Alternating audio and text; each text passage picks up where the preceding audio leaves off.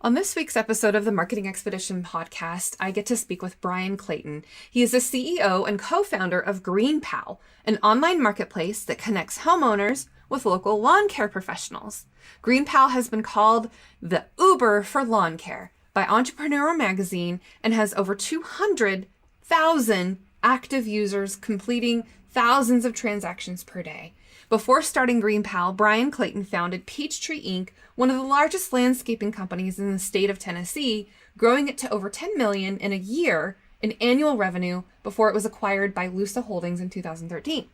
Bryan's interests and expertise are related to entrepreneurialism, small business growth, marketing, and bootstrapping businesses from zero revenue to profitability and exit.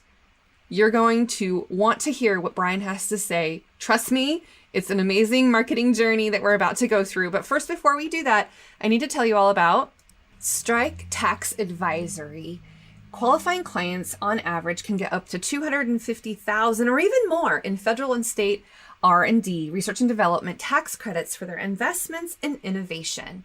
You need to listen to the podcasts that we've had with Strike Tax Advisory previously and go to peppershock.com/offers and then go click on the link to get your offer to connect with Strike Tax Advisory.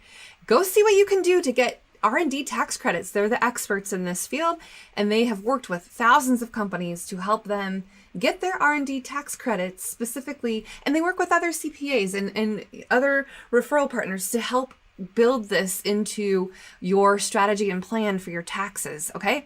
So peppershock.com/offers. And now it's time for the Marketing Essentials moment, the basics that you need to build your brand and your bottom line. Today, I wanted to talk about all-in-one CRM software that can save you time. So we use a program called Benchmark One that agencies can purchase, and we manage automation system for our clients. And if you haven't used any type of marketing automation, this is something that I recommend that you consider using because it can help you with time, and you can spend, maybe less time on trying to get your sales and marketing and maybe more time on your business, right? And utilizing tools like this, a customer relationship management software tool that does your email, it tracks all of your leads and opportunities in your pipeline, and it allows you the freedom to be able to automate what you hate. And if we can create those email messages in a sequence, in a series, if this, then that, and be able to communicate with your customers, utilizing their name, personalizing it, but yet automating it, right? So you can personalize the automation. And so thinking about how you can incorporate a CRM tool in your marketing strategy and plan can be something that can be very, very beneficial to your business and will pay off over time, right? It's an initial investment to get it up and running, but then long-term gain, right? Short-term pain, long-term gain. And it really does put in a simple, repeatable process for connecting with your contacts and helping you drive your sales. So if you want to learn more about Benchmark One and what we do for our customers and how we help them in automating their marketing and helping them through this process with copywriting and graphic design and creating templates that they can just easily update, we can help you do that. There's a login for both the agency and the client to help make this happen and make it a seamless, streamlined process to really bring your customer relationships front and center. And it will do some lead scoring, and it will help you identify those people who are engaging and interacting with you the most, right? You can link up to the social media accounts, and you can help keep communication flowing and help you stay top of mind through simple yet intelligent drip email campaigns and autoresponders. You can do all of these things with form fills and easy to use email marketing and automation tools. And again, go to peppershock.com, reach out to us, let us know how we can help you get through this process and understand what it is you can do. And we can give you a demo. You can see how it all works, whether you decide to use us or someone else. I just want you to understand how important it is to incorporate email marketing and marketing automation into your marketing strategy and plan. And you can send out messages that will engage and delight, ideally targeting your next potential prospective customer in just a few clicks by doing it. Okay, now let's get into the interview with Bryan.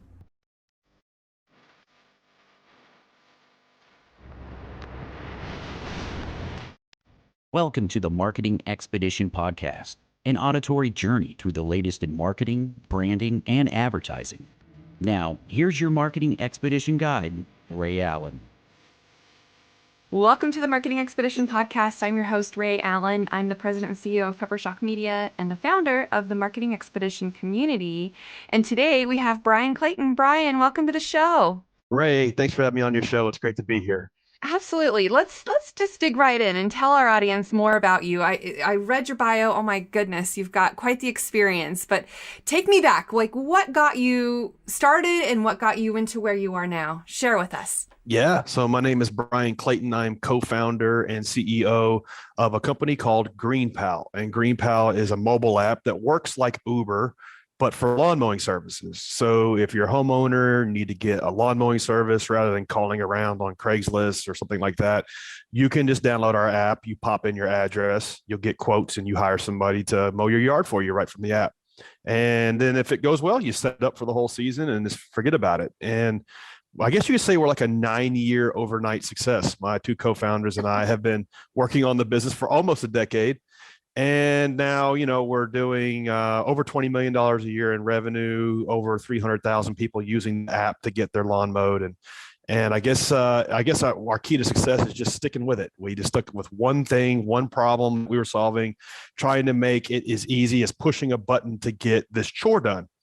And, before I had this business, I actually had a landscaping company. I started mowing grass in high school as a way to make extra cash. And I, over a 15-year period of time, built one of the largest landscaping companies in the state of Tennessee, where I live, and ended up selling that business in 2013. It was doing around $8 million a year in revenue at the time. And I think I had around 150 employees. So I built it to one of the larger landscaping companies in the region, and exited that company, retired for about a year, got bored, had the idea for GreenPal, decided, hell, let's just see if I can do this, and then recruited a team to build it. And now here we are 10 years later, and we're the largest nationwide network for landscape contractors to get hooked up with homeowners. So let's explain how this works. The people that are mowing lawns, they need to sign up for it, and are they licensed? Are they they have some sort of criteria, maybe it's self-review based. Tell me about the people that are on the app. Yeah, so when contractors come onto the app to apply to become a seller on top of our platform, they go through a screening process, an initial process, to make sure that they're legit, make sure that they are who they say they are, that they have a valid business, that they have a bank account, that they undergo a credit check, and then we check to make sure they have the right equipment to do the job. And then they come on and they sell their services to homeowners looking to book them. After that, we rigorously screen them in terms of, okay, feedback from homeowners. What are people saying about their experience with them after they hired them? And then also statistics around, do they show up on time?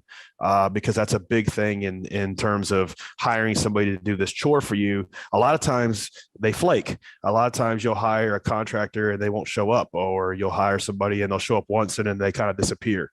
There's a weird, mysterious thing of the case of the disappearing lawn guy, and that's one of the main that's one of the main things we solve for homeowners is make sure that they hire somebody, they show up, they do a good job, and then they continue to show up.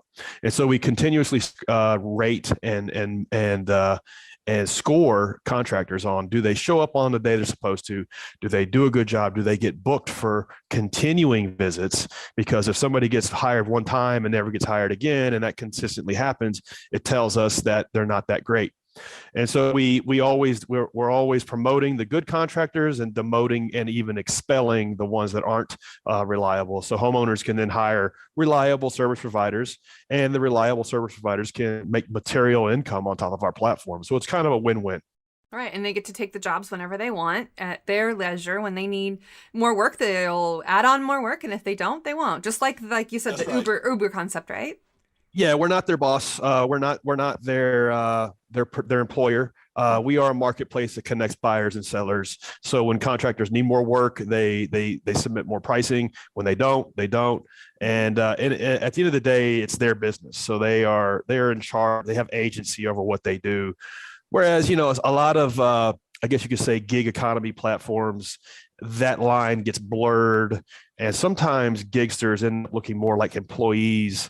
Whereas we don't want to be in the business of employing these folks. We're in the business of connecting people that need the service with the folks that want to do the work. So what's the pricing model? Do the end users pay, or is it the contractors that pay, or both?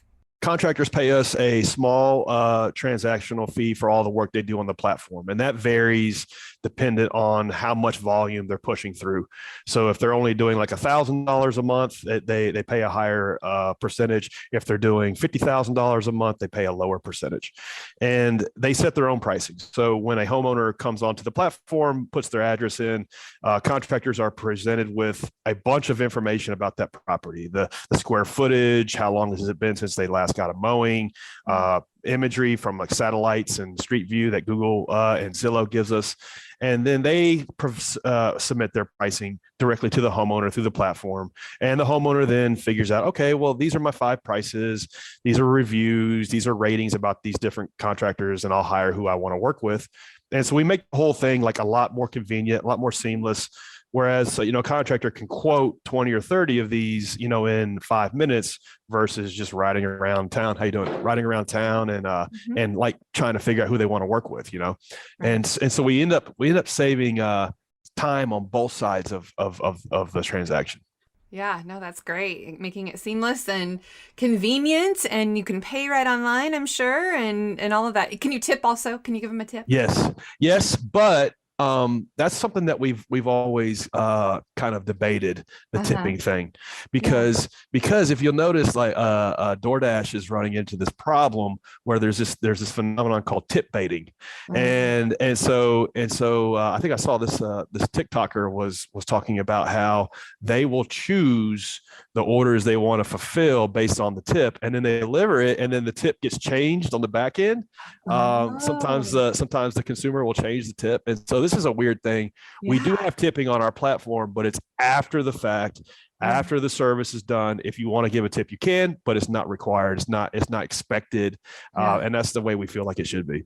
Well, like at Starbucks, I don't tip until after I get it. Pops up later. And then it says, do you want to tip? And here's your window of time to tip. And then you can do it. Right. Seems like DoorDash could take a page out of that. We feel like that's fair. I think at its core, maybe DoorDash's model is not sustainable unless there's a tip.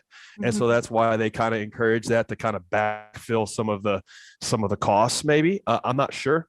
But we're not going to change it. That's how we feel like it's fair. And a tip should be for extraordinary service. It shouldn't be like expected for normal service. Well, yeah, usually you tip after the fact anyway. So I think that that's a smart way to go, so that people can then have the ability to change it if they want to, or give as much as they want to after the service has been performed. So yeah, I mean, that's what you do at a normal restaurant or a normal, anytime you tip anybody, it's that they did a good job. Great. Here's your tip. If they didn't, that's how we see it too. Yep. Yeah, that makes a lot of sense.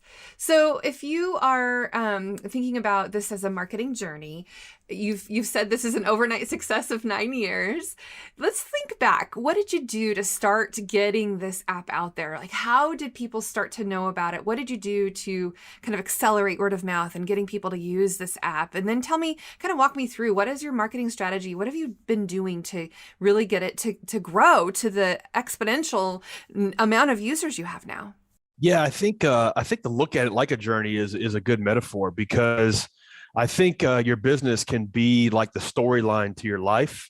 I think marketing is half of business, if not more. And so, like, if you look at it, like your life story could just be your marketing journey almost. Like, how did I get my first 100 customers is definitely part of my life story. Absolutely. And so we, when we launched this thing in 2012, we had no user acquisition strategy. We had no plan to get customers. And we're like, oh man, we just spent 9 months building this thing.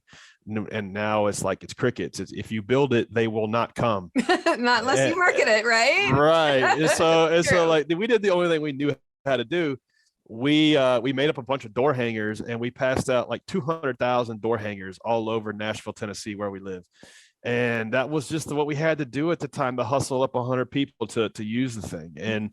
And we ended up getting 100, maybe 200 people to use it. And then we like treated them like gold and really tried to figure out, okay, what is it that they want that we're not delivering on? Where are they disappointed? What do they wish this thing would do? And we met with as many of these folks that would meet with us. Every Starbucks in Middle Tennessee, kitchen tables and things of that sort. Just like meeting with these folks face to face and trying to figure out, let's get feedback in terms of where we need to improve. And one thing we came across was we would always ask them, how do you normally find a lawn mowing service? And the thing we kept on hearing over and over again with people say, well, after I called the recommendations from friends and family and those folks stood me up, I would just go to Google out of sheer desperation. And I would just look for a lawn mowing service there. And so we kept hearing that over and over again. We said, well, we kind of knew that Google search might be part of our strategy, but this really solidified it. And it gave us the, I guess you could say, the confidence to bet the company on this one channel. Because I think in the early days, you're not going to be good at all these different channels at your disposal. You really kind of have to figure out which one is a good marriage for your business and bet the company on it. Mm-hmm. And that's what we did. We really just poured our resources in trying to figure out, how do we develop a really world-class content marketing strategy? How do we really compete in Google organic search at a local level and what that means? And that's everything from just poring over blogs, taking online courses, reverse engineering who's killing it, and applying it to our strategy and then executing on that strategy. However much we were doing in terms of building the Uber for lawn care and the app and what that means and all the technology, we also had to reinvest that same amount of resources in competing in Google organic search. Mm-hmm. And now here we are, a decade in. That's how we get over half of our users is through Google organic search. The other half come from word of mouth. Well, and now you can do voice search. So now optimizing for voice search too, lawn care service provider near me. And hey, I won't say it because it'll trigger my, Fair enough. my device. But and the next thing you're getting remarketed to from us. Yeah, right. Yeah, exactly. I know that's a huge trend that people are really trying to optimize for voice search. So that is, I think, going to be one of the next big things that people are going to continue to do. And now the metaverse is out there, right? People can shop online and use augmented reality and all this crazy stuff. It really, I see this a lot. A lot of new founders they'll make their business plan, and then under distribution, user acquisition, they'll just put like a bunch of acronyms, SEO, PPC, CRO, things like that. And it's like, that's not a strategy. It's like, you really have to innovate in one of these channels. You really have to make it part of your core competency, or else you won't get the traction and you'll get disillusioned and then you'll go out of business. So my advice is, like, however much you're innovating in your business, you also have to innovate in your growth strategy and how you're going to get customers to find out about what you're doing. Absolutely. And I love how you dug in and read blog posts and just, figured out how to do it and online courses to make it happen, because it's part science and part intuition and learning and growing. I mean, what are some of the maybe looking back, what are some of the things that you remember learning that you wish you would have known before you started doing it and spending money on it, that now you're like, oh man, that would have been so great if I would have known that?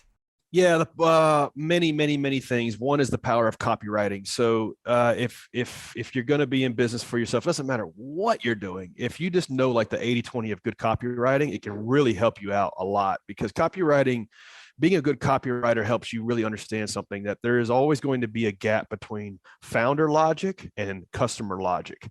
And if you're a good copywriter, you're constantly taking yourself and putting yourself in the shoes of your customer, putting yourself in the shoes of your prospect. So, good copywriting is something that everybody needs to spend at least 6 months of their life dedicated to, reading as many books as you can, taking online courses, looking at your sales copy. It could be your welcome emails. It could be the copy on your website.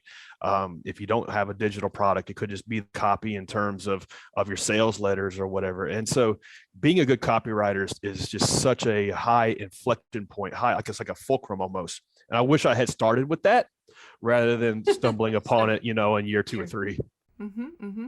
Well, just like subject lines in an email, every word can matter, and whether it lands in spam or not, or whether people decide to open it or not, right? Yep. You have to, as a good copywriter, you have to make every word count. And you really understand that as you start to dig into it. And people don't want to be sold to, they want to be communicated with, and just understanding the difference and and just it's something that really everybody should spend 3 or 6 months learning. Wow, that's great. So how many people work with you now on creating and maintaining the app? Now we have a team of 42, and we started out with just me and my two co-founders, and now we're 10 years in, and everything from engineers building and writing code to designers designing interfaces to content creators creating guides and blog posts we've got a guy, all he does is SEO, so an SEO lead that drives that strategy. So so the good thing is when you build out a team around you, you can put specialists in places where they can excel. But one thing that I've learned the hard way is that you kind of have to be 80-20 good at all of these things to know how to delegate them. I have tried to delegate things that I don't understand, that I don't know how to do, and it's always a recipe for disaster. So like I had to teach myself how to write code and build the first version of the website before I could delegate to developers. And I tried to do it the other way, and that was a disaster. So if you can just, like, as a founder, be a real generalist and just be kind of half good at a lot of different things, it'll help you. Yeah, what do they say? Jack or Jane of all trades and a master of some? Kind of have to be, it's not popular, but you kind of have to be decent at all of these things. And the good news is you can learn this stuff for free. Everything you need to learn about anything is on YouTube. Right. And if you're sufficiently dedicated, you can learn it for free. Absolutely. Okay, so let's take a step back. What inspired you that first mowing job? Obviously, you're in high school, you needed some money. I mean, this is really kind of the trajectory of the path that you took. Who inspired you? What inspired you? What made you want to earn that money? What was the first thing that you bought with the money that you got? Yeah, I'd like to tell you that I was like a born entrepreneur and that I was just, like just had an intuition to take this path in life. But the reality is I was forced into entrepreneurship by my father. I was 15, 16 years old, and he came into my room on a hot summer day. Interrupted me playing Super Mario Kart and said, "Hey, get off your butt. You got a job to do. You're going to go mow the neighbor's yard." And he made me, we weren't living in a Democratic household, and he made me go mow the neighbor's yard. Luckily he did, because I made like $20 an hour, which in 1996, that was amazing. Yeah. Still kind of is. And so I was hooked. I was like, this is great. I'm just going to like try to get as many of these as I can. And I passed out a bunch of flyers and I was making $300 or $400 a week in the mid 90s mowing grass as a teenager. It was awesome. And I never looked back. I just kind of stuck with that business and kept growing it. That's awesome. Well, that's a lot of grass. I've cut a lot of lawns in my day, thousands, tens of thousands. Now that's probably one thing that you enjoy delegating at this point in your career. Never want to go back. If I never pick up another weed eater and never have to smell cut grass ever again, that'd be fine with me. That's funny. So what are some resources or maybe some podcasts that you listen to, or maybe websites that you go to get your information now to keep on top of everything? Yeah, I think when you are looking for these sorts of things, maybe even like mentors, you need to look for folks that have done what it is you're trying to do, and folks that are practitioners of this stuff. And you really need to go down the long tail.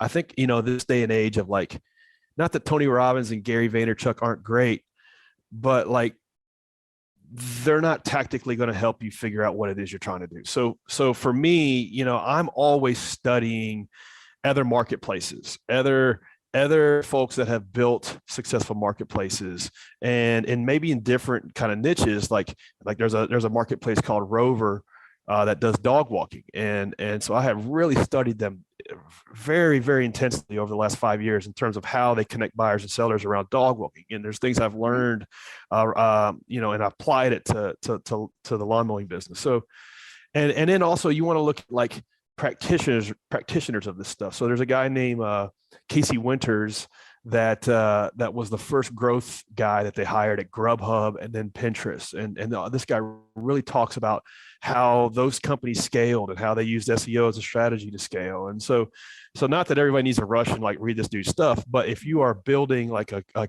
platform that runs on SEO and it's a marketplace, this is the one guy you need to like just consume everything he's ever put out. So my point is, when you're looking for like sources of information, really try to go long tail and try to figure out who is talking about the exact things that I need to execute on, and I can learn from that rather than just staying generalized and not getting actionable insights. That's what's worked for me over a decade of just pouring through YouTube University and the open web in terms of blog posts, things like that. And the cool thing is as you get a little traction, you start to like uncover this guy or this gal or this person or this company.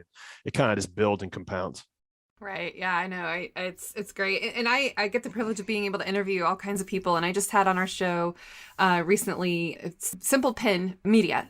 Anyway, she is an expert on Pinterest, and that's her focus of her business. Brilliant. And Pinterest is the third largest search engine and social media platform in the world. I had no idea. Like, there's interest in Pinterest again, right? Pandemic caused it or whatever. But I have to imagine, I mean, tell me if I'm wrong. I mean, most people who would maybe sign up for this would be females. Is that true? Well, Pinterest is interesting. Like let's say you have a home remodeling business and you sell 6-figure remodeling projects to affluent clientele. Pinterest is one of your best channels you're ever going to find. And I'm sure there's a lot of guys that look at the before and afters and the design choices and maybe the tear downs and all these things. You can document all of that on Pinterest, right, and expose that and use that as a channel to grow your remodeling business. And you might think, oh, remodeling business, that's small time. I don't know. I've met some contractors that operate in that space that are doing 8 figures a year in revenue, right, and they're using things like Pinterest and YouTube as a way to generate never-ending interest in their business. Mm-hmm. And so, like, if you're founding a new remodeling business, you should probably take that lady's course, or you should probably hire her, because that's the channel you need to learn how to execute in, and you probably don't need to worry about anything else until you maximize it. So this stuff will surprise you. And the problem is it's impossible, particularly as an early stage founder, to be good at Pinterest, TikTok, Instagram, Facebook, Google Organic, Google AdWords, Facebook. You can't be good at all this at the same time. So you really need to double down and focus on one. Mm-hmm. One at a time. Right. So who's your target audience? I mean, who is it that you go after when you want to show your ads? I mean, is it, dual income, no kids? Is it, who do you segment and go after? It's funny, when we first started, I thought it was going to be higher end affluent clientele because that's who hires gardeners. And that was who I served in my first business.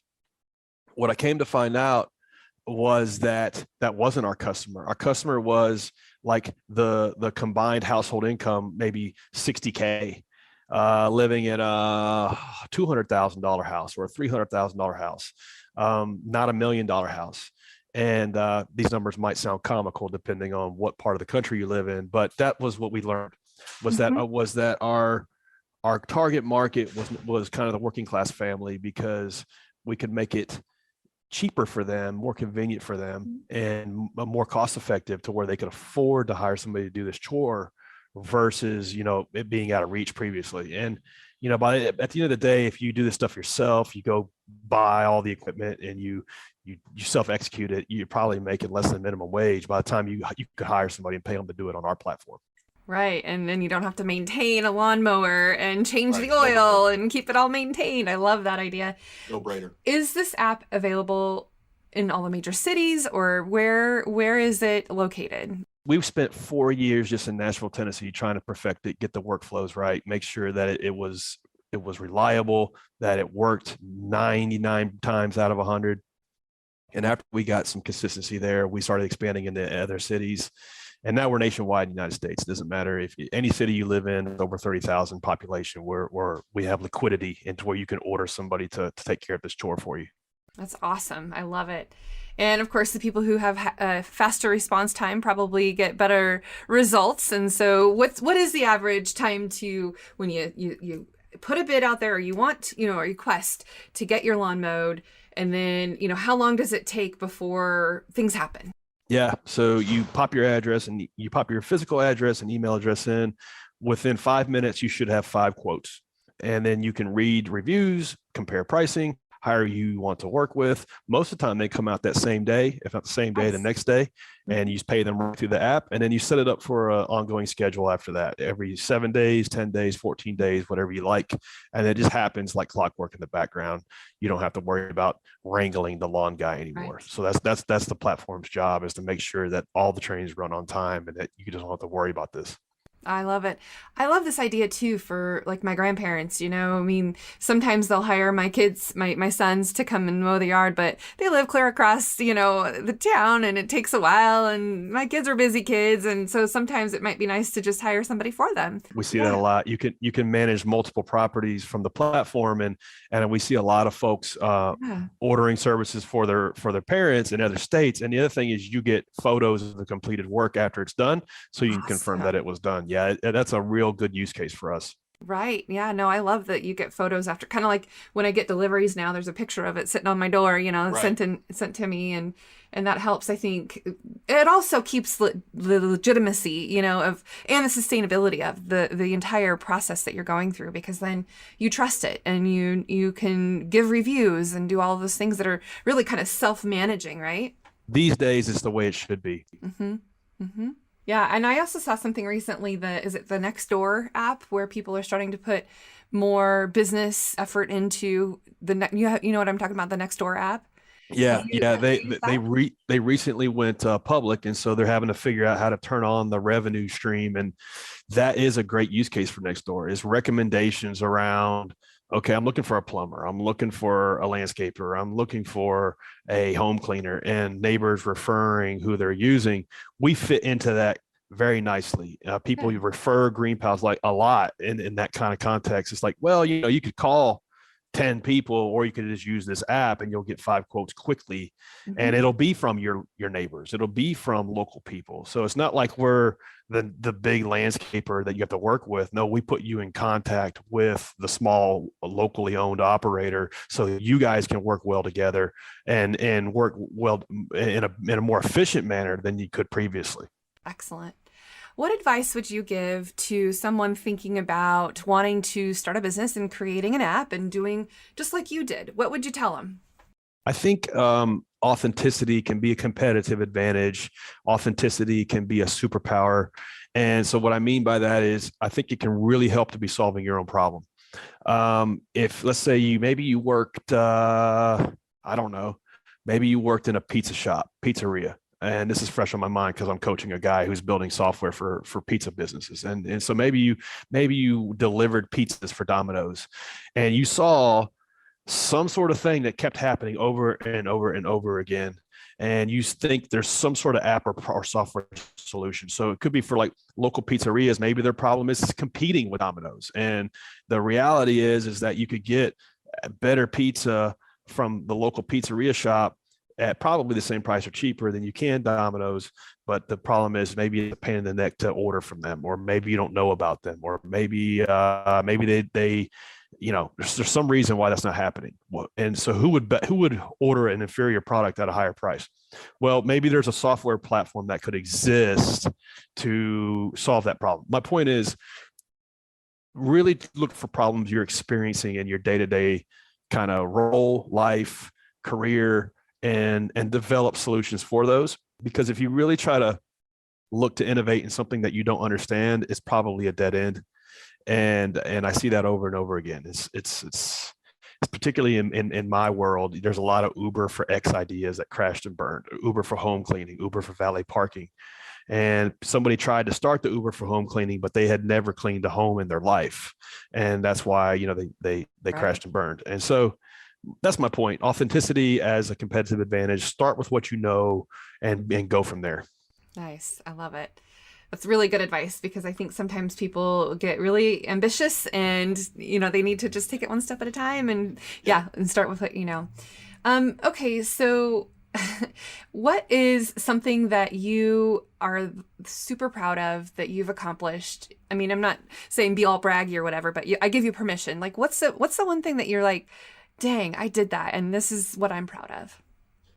You know, that's one thing about starting a business. It's very humbling. There's many peaks and valleys. One that I'm proud of from myself and my team was when we first started this business, we didn't know how to write software. We didn't know how to code. And so the first thing we did is we paid a development shop in Nashville $150,000 to build the first version. And we released that, and it was a total flop, total failure. It didn't work, didn't have the features it needed. It was just dead on arrival. And so we kind of had like a big gut check where we had to figure out, okay, well, if we're going to be in the tech business, we're going to have to learn how to write software, build software. And so the three of us, we poured over blogs, took online courses. My co-founder went to a boot camp, and we learned how to build software. It took like 2 or 3 years of just working in it and on it, and we learned how to become software developers to build the next version. So looking back, almost 10 years later, that's something that I'm proud of us for, that we didn't give up. Yeah, no kidding. And it's not easy to just take on something new that you don't know how to do. So that's great. So did you take on investor money, or did you use your own money? We decided very early on to self-fund the business. We kind of were observing that a lot of investor capital was pouring into different ideas that were similar to ours, maybe the same as ours, and they were flaming out in like 18 months. And I thought, well, I don't know that I want to go down that path. And so we decided really early to fund the business off of its own revenues. Nice. And when you do that, it keeps you like crystal focused on one thing, the customer, and really keeps you focused on solving their problems and holding on to them, because you need that revenue to survive. And that's been key to our success. We're 10 years in, and we haven't raised any outside capital. There's 3 names on our cap table, and it's a good place to be. It was hard in the early days. I'm not going to lie. The first 4 or 5 years were really tough. Living on, hundreds of dollars of, so it wasn't like we were able to pay ourselves salaries day one. Like it was really, really challenging to survive. But I'm glad we did it that way, because now we have a good profitable business that we own 100% of. Yeah. Early days, taking stock in ramen noodles and I don't know. Yeah, exactly. Yeah, it pays off. So I'm glad. Literally like a $10 a day food budget. I mean, literally just trying to cut our expenses. Because one of my favorite quotes is Mark Cuban. He says, "The least you can live on, the greater your options." And that's very true when it comes to founding a business. Your personal expenses are the business's expenses. Yeah. Is how it boils down to. I love that. Okay, so if people want to reach out to you or download the app, or any of the contact information or ways that you can be reached. Yeah, anybody listening to this wants to try out the app, you can just download GreenPal in the App Store or Play Store. Anybody wants to hit me up, they can reach me on Instagram, Bryan M. Clayton. All right. Thank you. Bryan, thanks so much for sharing all of this wisdom with us and taking us on your marketing journey, and, well, really, truly your entrepreneurial journey. But I like what you said. It's mostly marketing, so it worked right. Yeah, exactly. I appreciate you having me on the show, Ray. Yeah, absolutely. And for those of you listening now, the best thing you can do is give us a review or share what Bryan had to say with others. I'm sure you know somebody that needs to hear what Bryan had to talk about today. And until next time, everyone, enjoy the journey. Thanks for listening to the Marketing Expedition podcast. Want to continue the journey? Don't miss out on new episodes. Subscribe on iTunes, Spotify, Amazon Music, or wherever you get your podcasts.